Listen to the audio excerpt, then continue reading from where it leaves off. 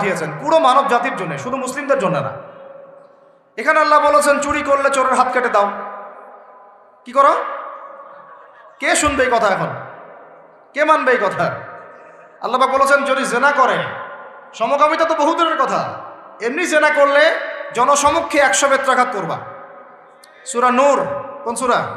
সূরা নূর আয়াত নাম্বার 2-3, বাসায় গিয়ে চেক করে দেখেন। আর চোরের হাত কাটা সূরা মাইদা, কোন সূরা? সূরা মাইদা। আমি নিজে নিজে কোনো কথা বলতেছি না, এই কিতাবেই আছে। আল্লাহ পাক বলেছেন যদি ডাকাতি করে, ডাকাতি, ডান দিকের হাত বাম দিকের পা কেটে ফেলবা। ডান দিকের হাত বাম দিকের পা কেটে ফেলে। এটা কে কাটবে? কারা কাটবে? সাধারণ মানুষ? আপনি কি পারবেন? যার কাছে অথরিটি আছে তার উপর দায়িত্ব এটা, আমাদের উপর এটা দায়িত্ব না। আমাদের দায়িত্ব কি? আমাদের দায়িত্ব হচ্ছে জানানো, প্রচার করা, কারণ আমার কাছে ইলমটা আছে। এরপরে যদি সে না করে, তার ফল সে ভোগ করবে, তার হিসাব সে দিবে।